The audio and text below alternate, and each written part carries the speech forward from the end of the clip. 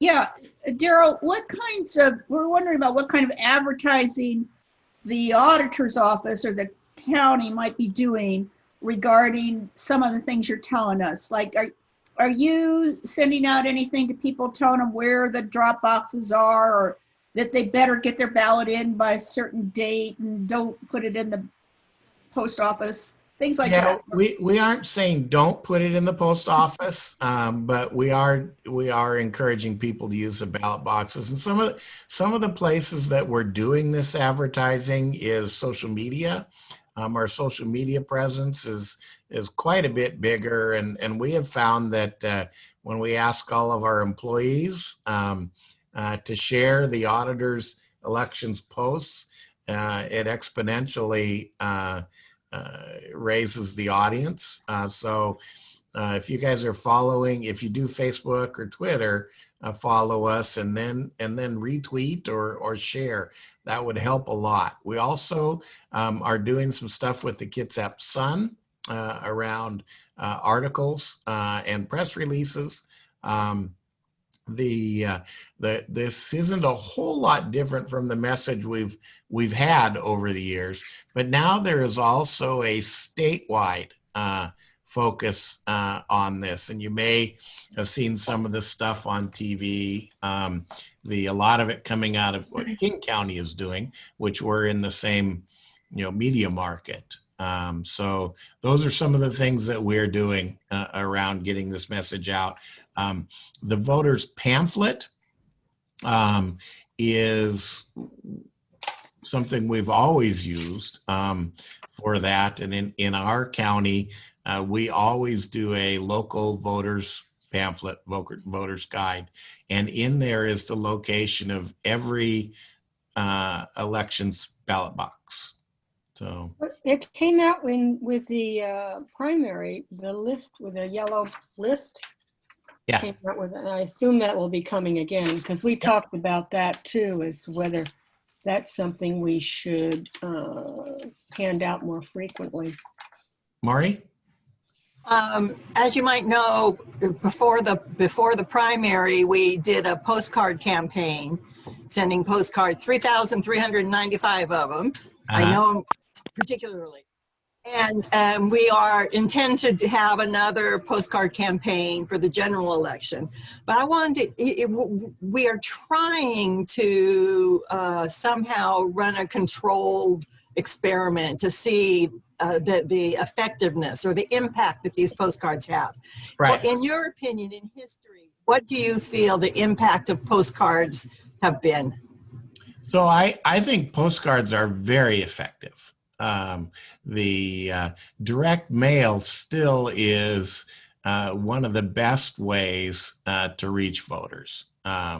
It's expensive, unfortunately. Now you guys had targeted a couple precincts, right? Yes. Yeah. And do we have the results to you yet? Because I know you were looking for. Yeah, we got those, Daryl. Okay. Yeah. And were you able to compare that to previous years? Well, what we sort of came up with, I was at first a little discouraged with the numbers, but then our colleague Karen Faye said, you got to remember, we did it during a primary. You know, and it might be a real different set of numbers for comparison when it's actually the general election. So we're not going to be just, we're not going to stop because of the numbers prior to the primary. We're going to go forward. You targeted precincts that normally had low turnout. Yeah, we targeted basically the high populated, low turnout on those two scales. Right. Yeah. So you're targeting the most difficult ones, which is what we wanted, what we would have suggested. That's another good point to not get discouraged, because it was a lot of work. Yeah. Was there any difference between the ones that you sent postcards to and the ones you didn't? Because you were going to compare that. Yeah, we did compare it, and it was not significant. Okay. But I think, as I mentioned, in the primaries, people are going to either vote or not vote. And I don't know about if a postcard would make that big a impact or nudge to get them to go vote in the primary. A lot of people are just not primary voters. Yeah. So I wanted to, Maura, you might want to talk about this. So what we were thinking we would do, Daryl, is with this go round, the second postcards, is really more focus on this information, like that when and where people should vote. So we thought we'd actually put on the postcard information about the drop boxes. Oh, that would be great. Yeah. Okay. Yeah, and you'll know where the closest one is because you're targeting. Yeah. And Well, that's what we thought, but so Karen's been looking at it and she said that, yeah, there were a lot of people using drop boxes and they weren't necessarily using the closest one. Right. So now we're thinking, well, golly, we won't put all 22 of them, but we might expand that list a bit. Yeah, we did, if I remember this correctly, precincts 95, 15, and 175. And I think they're sort of all right in the middle of Bremerton. So we can put the drop addresses for these drop boxes, but we don't need to put the addresses for these drop boxes. Just the ones that, and that's not maybe more than 3, maybe 2 or 3 is all. Yeah. Well, and something else to remember is whenever you do stuff like that, there's a ripple effect.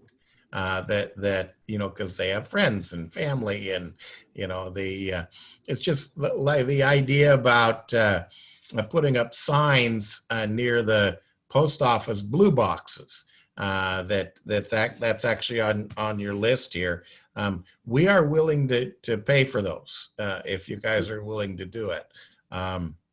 And for those of you that don't know what the idea is that these would go up like the Thursday before Election Day, and on it they would say if you're dropping off something along the line. I mean, you guys would design it, of course, but something along the line of if you're using this, if you're dropping off a ballot in this post office box. The post it's picked up by such and such a time, and then the location of the nearest ballot box. So, and I see in your notes that in the notes that came to me that the post office says you can't put those up on the postal property, but you can put it up on the right of way. Right by the by the box. You can't put it on the box. We can't put anything on the post office box, but you can put it in the right of way.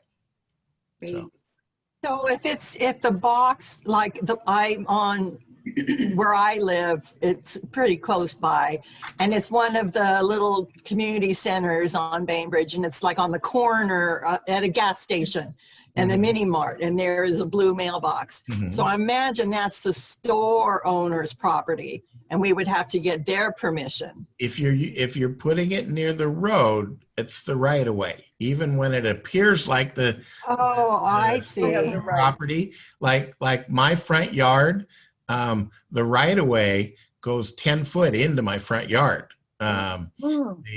Even though I mow the right of way, it's still technically the right of way. If it's near the road. You're right. Yep. Okay. So kind of like campaign signs. Exactly like campaigns. So where we see a campaign sign, we would know that this was legal. Yeah. Yeah, and campaign signs actually have to be farther away.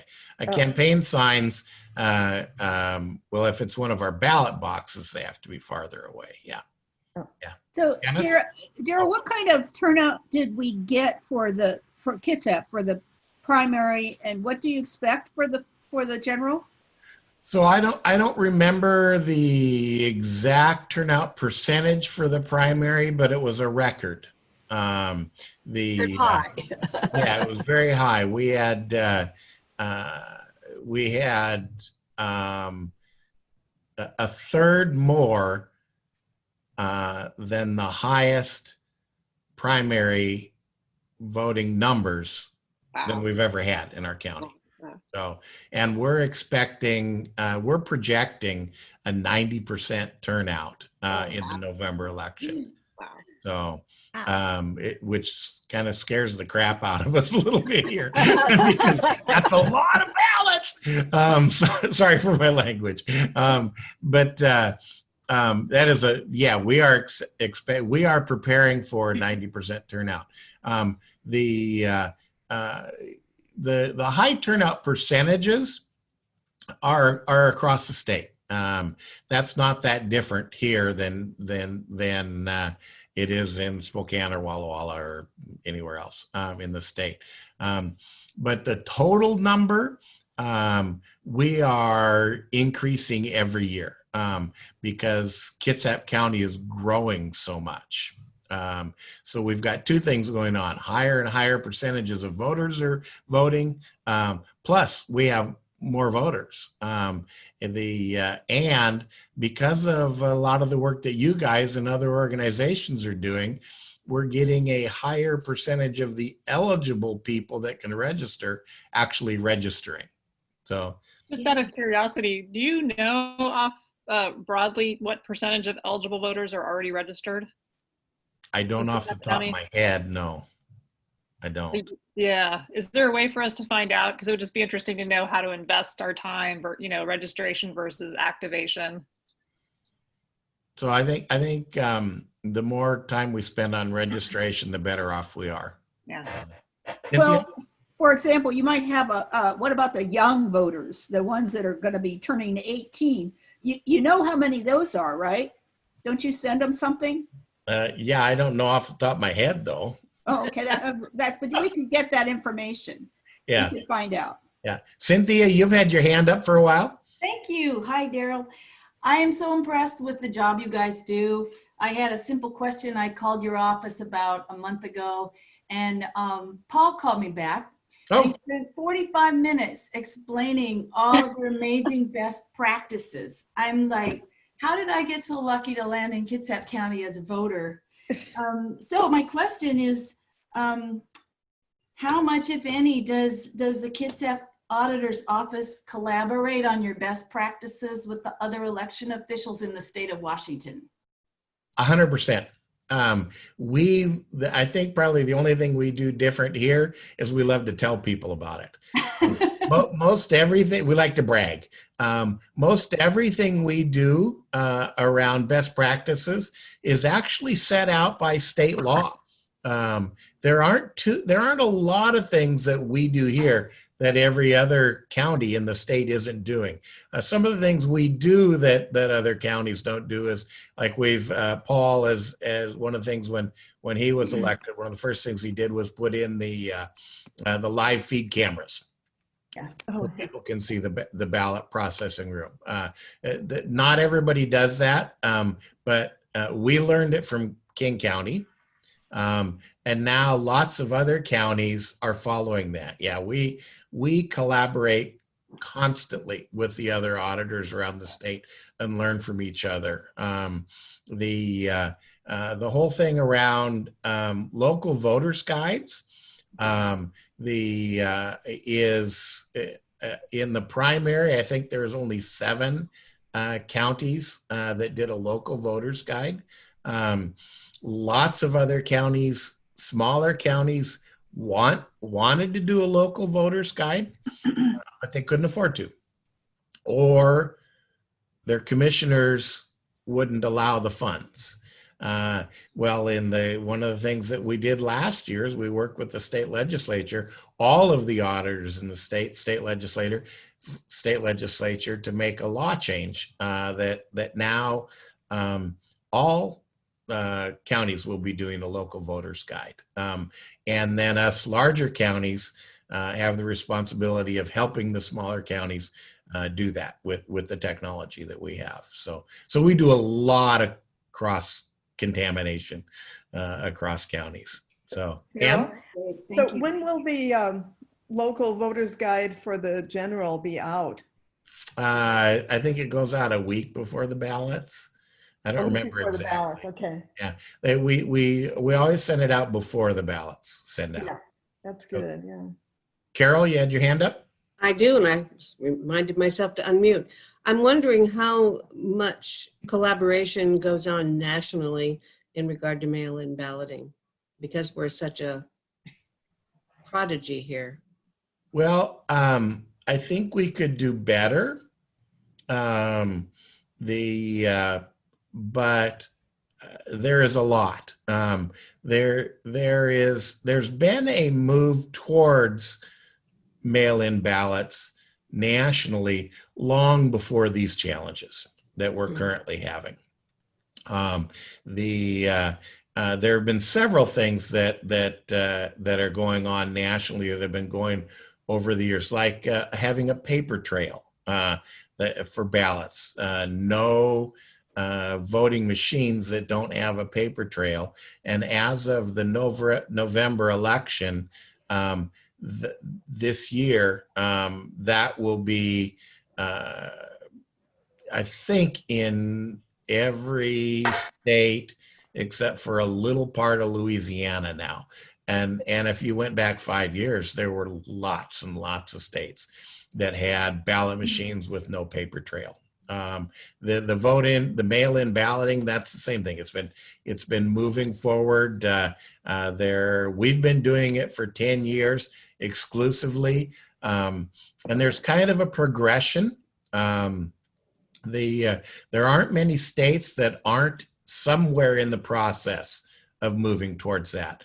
The first step is you have absentee balloting. Then kind of the next step that naturally you go to is to have what's called no excuse absentee balloting, which means that you don't have to request an absentee ballot. You don't have to have a reason. In our state, if you remember back when we first did absentee balloting, you had to have a reason for it. You couldn't just say, I want an absentee ballot. Well, that's what other states are going through too and moving forward. There aren't many states now that don't have no excuse absentee balloting. Some of them have challenges with it that are related, that have nothing to do with politics. It just has to do with laws have to change over time. We had, in our state, one of the things that really jump-started us was the 2000 election. And if you remember the 2000 election, the governor's race came down to a very, very, very few ballots, and there were recounts. And during the recounts, it went back and forth a couple times, and some more ballots showed up that hadn't been counted. Our state legislature at that point started down a path of really making some drastic changes in our voting laws that have been for the better. So that's one of the reasons we've been ahead, so far ahead of some of the other states. But yeah, Carol, everybody's going towards this. We just are trying to push it quicker. So there's a whole national movement towards it. Thank you. And it's been going on since before COVID and these problems. So I'll have to intercede that actually Sharon Trader said, did you see Anderson Cooper? He said she had Kim Wyman on. He had Kim Wyman on. And by the time she finished her interaction with him, he said, maybe I should move to Washington State. He was very impressed with our Secretary of State, which I thought was great. Yeah, and I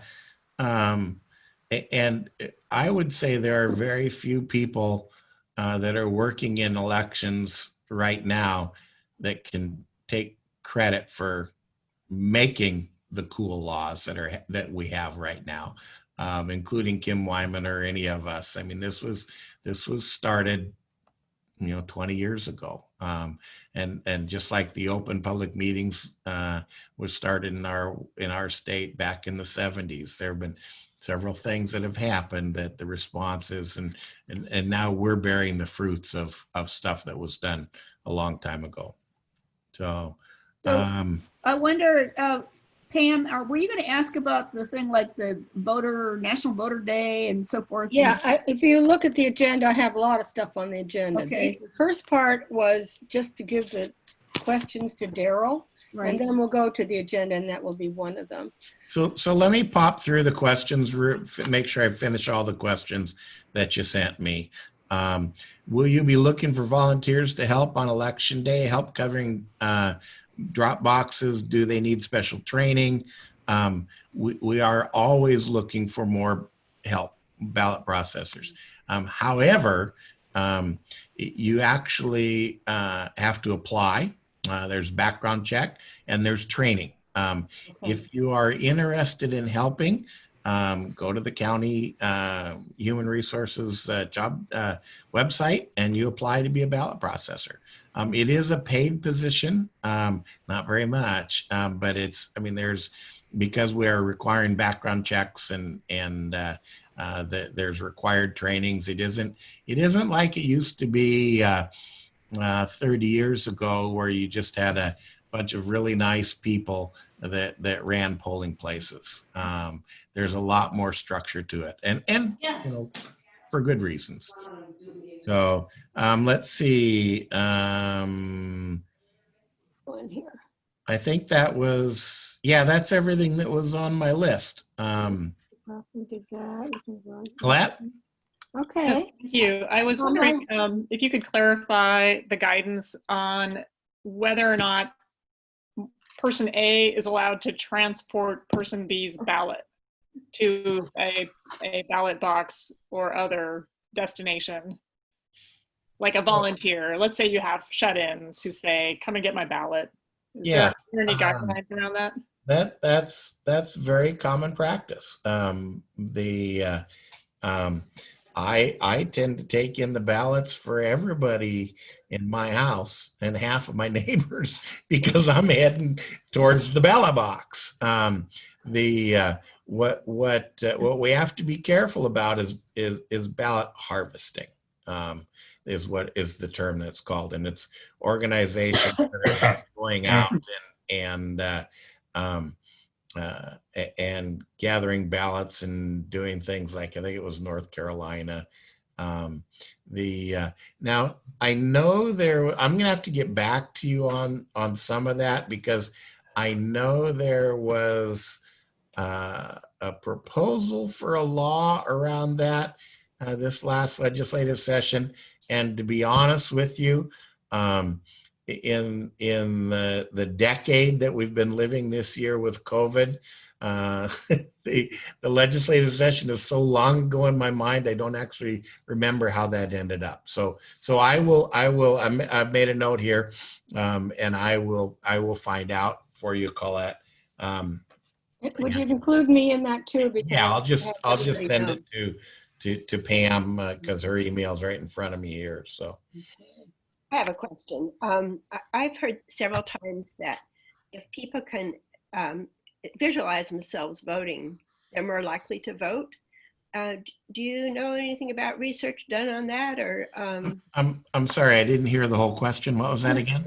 I've heard several times that if people can visualize themselves voting, like if you ask them how they're going to do it, they tend to be more reliable voters. They tend to more likely to vote. Have you heard any research about that, or know anything about that? Yeah, no, I don't. I know that the more we talk about it, the more we're likely to do something. Yeah, okay. So I guess that's a similar idea. Just so whatever we can say and do and bring out is better, probably. Thanks. And thank you for your wonderful job. Yeah. Oh, thanks. Can I make a comment? There was one research study that I saw when we were making our document about talking to voters, that messages about being a voter were like an identity statement, like I will be a voter, I am a voter, are more effective than just talking about voting in sort of a nebulous sort of way. So just making people think that that is part of who they are, is that they're a voter versus just I vote. Yeah. And I would add, if I may, that asking people to ask people what is their plan. Yes. And I would even suggest maybe on one of the postcards that you literally create a little form. This is my plan for voting, when, where, who will I help vote, and have them put it on the refrigerator. And Janet, you are being so Yes, patient. I see that. Janet's been very nice and waiting patiently. Oh, it's all good. I don't know, Daryl, if you're actually going to be able to answer this, but I try to use some persuasive stuff. And with my 100+ folks on Facebook, you know, I'm always promoting league issues and voting. And I have a number of relatives and some friends too that are, oh, it's all fraud, mail-in and this kind of stuff. And so I'm trying to do the gentle persuasion, and I'm not sure what the sticking point is. I'll go with one friend who lives in Chelan, that somehow in her head, someone requesting an absentee ballot each time is different from just registering, that somehow if it's a long-term thing that it's less safe, or I have to pinpoint it. I haven't really wanted to get into it with her, but have you heard this kind of stuff? Do you have any insight or thoughts? We hear this kind of stuff all day long. In fact, it's those type of questions are our most common phone calls. The one of the challenges is that some of the things that you're seeing and hearing in national media are real concerns everywhere else. I shouldn't say everywhere else, but yeah, not in Washington State. Like one of the things that requesting absentee ballots, there's this whole movement that we have actually been participating in also, to get people to request absentee ballots if they're allowed in our state, and request them early. But the reality is, in our state, that doesn't do anything. Yeah. I mean, you're requesting we already have a 3-week voting window, and you get your ballots mailed to you. In states where there's a voting window of 1 day, and you have to go in person, requesting an absentee ballot gives you a better chance of voting. So yeah, we have people requesting ballots from us right now, and we are doing it. We will send people out a ballot right now, even though it may not include everything, because there's actually some questions right now on some of the people that can be on the ballot on a state level and stuff like that. But so it makes a little more work a lot more work for us, some of that stuff, but we're okay with it. If somebody's asking us to do that, we will do that. But absentee ballots are safe. Okay, well, voting by mail is much safer.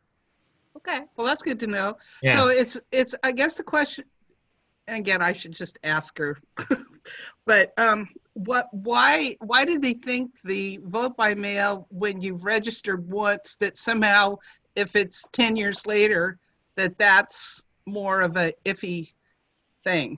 I can't explain very well because I don't understand what she's getting at. So one of the tactics for attacking democracy is to, and this is not partisan political that I'm talking right here. This is one of the long-term tactics to subvert the democracy of the United States, is to create question about the safety of our voting system.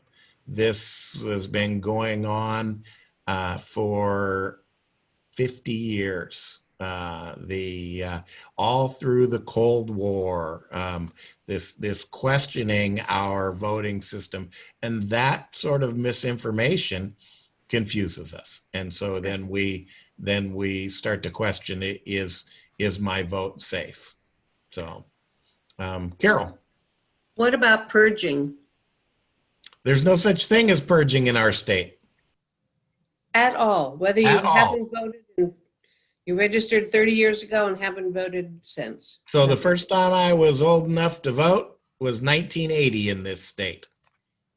if I voted then and did not vote until this year, I would still be on the rolls. There's no Wonderful. So the only way to get off of the voter rolls in Washington State is if you move out of state or you die. Now, you can become an inactive voter. So let's say we send out a ballot, mail out ballot to your home, Carol. You have moved and there's no forwarding address, and it comes back to us. Okay. That will eventually be marked as an inactive ballot, an inactive voter, but you're still registered. And we will stop mailing a ballot to Carol's house because they just keep coming back to us. But 20 years later, Carol calls us and says, hey, I'd like to give a ballot, gives us a new address and everything. It takes about 30 seconds for us to update with the new address, and bang, there you get a ballot. So you're never purged in Washington State. Wow. And I'm that's so glad by to live law. here. That's by state law. Yes, Martha. So just a couple questions.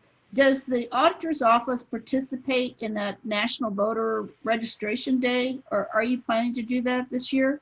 So we don't have any plans for doing that this year. At this point, I was actually talking with my outreach staff this morning, and I mean, we will do stuff around social media, but darn it, COVID's causing problems with doing a lot of the outreach that you guys do. I mean, we aren't in the high schools. It's very frustrating, but yeah, we're going to do some special social media advertising and that sort of stuff. But yeah, that was one of my questions too. Yeah, you can't go to OC, but we're going to be talking about that too, of what we can do or what we might do. So one other question is, so we were looking at that information of those precincts that we were studying. And so the number of, not a lot, but there were some ballots rejected because it says signature doesn't match. Mm-hmm. Do you guys follow up with that to call them or something? Yeah, and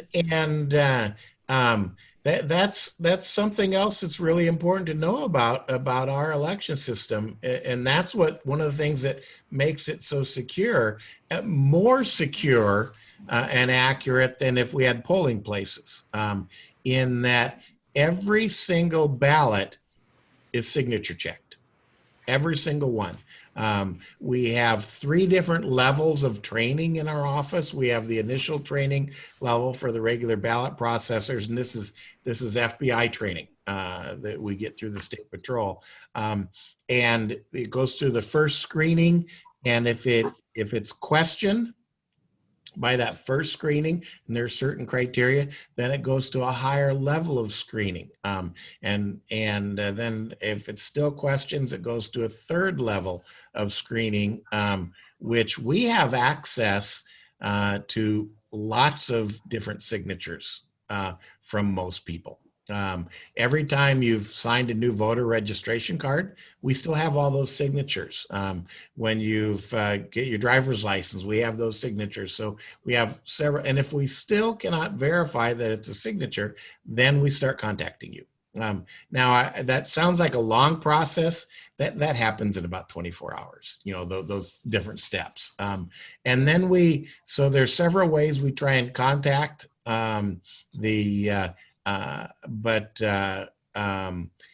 unfortunately, not everybody responds. An elections employee, including myself, we cannot reject a ballot. We legally cannot reject a ballot. It goes to what's called, if they're still in question, they finally go to the level of what's called the canvassing board, and this is by state law. The canvassing board is the only group that can reject a ballot. And there have been multiple attempts to contact people before that happens. And the canvassing board is made up of the auditor, Paul, and then the prosecuting attorney, and then the auditor or delegates. So when Paul's on the ballot, I run the canvas board. The prosecuting attorney, and then whoever the chair of the county commissioners is. And they have a whole team of us advising them and working with them before they reject any ballots. So let's see, I think it was Susan had her hand up next. Good for you. I just want to say my ballot is one of those that got rejected because my signature did not match. And I was contacted and I went in and I did say, yes, that is my signature, and all those other signatures you have are also mine. And my signature did change. And so I had to file a new signature. I didn't know my handwriting had changed, but evidently it had. So yeah, most of us, our handwriting changes over time. Candy's husband, her signature's changed a jillion times over his career. So, doctors, how is Dr. Rankin, Candy? He's fine, thank you. He's out on the deck working. Yeah. Oh, very good. Tell him hi for me. So Dr. Rankin brought all three of our children into this world. Okay. Carol. I want to suggest to anyone that, and you may wish me not to say this, but stopping in on whatever time frame is individually appropriate and getting a brief tour of your facility is an absolute must. I can't tell you how impressed I've been. I've been lucky enough to go through it twice, but to think that if you're anywhere near the county courthouse and you go in and just say, is there a chance I might have a tour? You all are at the ready, one person at a time even. So I just want to promote that. Yeah, and we, in fact, when we have, those people that are calling worried about the system and the conspiracy theorists and all of that, the first thing we do is we invite them to come in. The people with tinfoil hats on usually don't come in, but a lot of other people do. So, and Candy, you had your hand up? Yeah, thanks, Daryl. I was going to follow up with so Carol has moved away and she's still, and you're not getting response from her, but she's still on the inactive until she votes in Kentucky or California. Can you follow up with that? Yeah, that's good reminder. Yeah, there is a national registration now called it's ERIC, and it's Electronic Registration Information Center, I think it is, and I think we're now at 40 states that are a part of that, where we share that information back and forth. We had actually internally here, we did some hooping and hollering last week because Texas is now a part of ERIC, which was a big deal because there are so many voters in Texas. There's a lot of people who live there. So yeah, so my daughter moved to New York a long time ago, but moved to New York. And when she registered to vote in New York notified us. So, and we do the same to others. So something else that's fairly new to most people is if you work in Seattle, but you're registered to vote here and you get to work with your ballot on election day and have forgotten to drop it off at a ballot drop box, if you drop it in a King County ballot drop box, it'll get here. We all the counties now also, we are shipping ballots back and forth to each other. So you can drop it in any ballot drop box in the state. And that, I mean, that's especially important for the, you know, the people in Port Orchard and Gig Harbor and Olalla. And so That's Lori. nice to know. That's good to I know. wanted to share, and you probably know about this. Paul,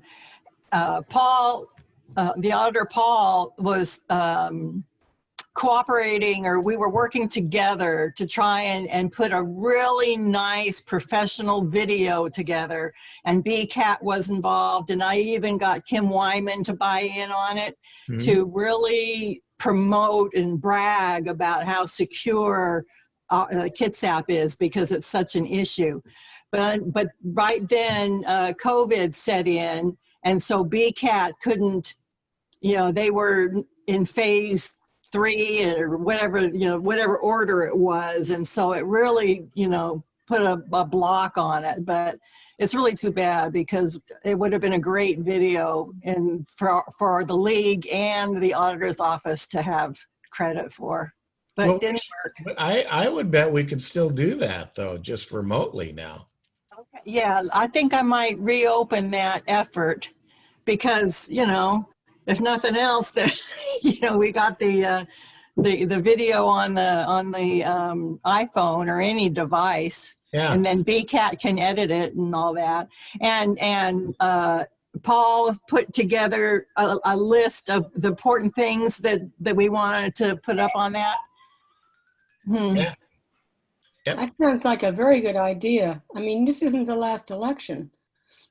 Hopefully you can do it before this one, but it seems to me that's a good one in general. That should be something fairly easy to put together. So you don't already have a video tour? I thought we had done a video tour. I'm pretty sure we have, but I'll have to check. And I thought the video with BCAT had been recorded. Not the one that I'm speaking of. Okay, because there was one with that the League of Women Voters did, and the retired judge and Paul. Oh yeah, that interview. Yeah, right. yeah. But it wasn't a virtual tour. You know, something really to show the safety. You know, the safe mail-in ballot counting. So. I'll email and maybe we can look at any existing video and then see if it can be dressed up and then promote it as much as possible now. Yeah. Yep. Okay. So I've taken up a whole bunch of your meeting. Well, that's why we invited you. We needed you. Well, why don't we go to, because one of the more important things, I'll go through our agenda that you may want to hang around for. Yeah, I'm going to hang around for the whole meeting. What do you want? But there's Paul. Oh, all right. Hard at work. Hi, Susan. Oh, hi. Hello. I enjoyed the thing you guys hosted on the redistricting. I was part of that. I listened in. It was very good. It was informative for you to share that. I appreciated that. Great. It's good to see you. Okay, well, Daryl's keeping up with us. And I appreciate that. It's nice, and it's great having all of you part of this. It's important that for the public, it's important that we have an organization like yours that's involved with this, that can share the message, and it's received differently than us telling it. A lot of times, you know, it feels like when we say it, we're being very honest and we're being open, but it's not often received that way. It's received sometimes, unfortunately, partisan. And I always try to say that this isn't a partisan position for me. I mean, I ran as a partisan office, but I represent the county, and I do my job balanced and equally, and you know, and fairly, the way the public wants, you know, their results of the election to happen. And having you involved with it, though, adds credibility to what we're trying to do, because you understand what we do, and from there you share the same message, really. I mean, it is the job, and you do a great job at sharing that. And I appreciate everything, the creative thinking that you guys bring to this in wanting to share that message. So thank you. Thank you. I said there are times actually for the flyers that we're putting at the food banks, we don't put League-One voters on it. Oh, and okay. we don't do it when we had information on the ferries and the Kitsap Transit. Because of that reason, we don't want them to think that it's a partisan, so we keep. Yeah, no, I mean, that's great, and like I say, I appreciate the involvement, the time you give to this. It's we see it, and it is wonderful to have this cooperation and be able to work with you like this. So it's great to see you. I have another meeting. Daryl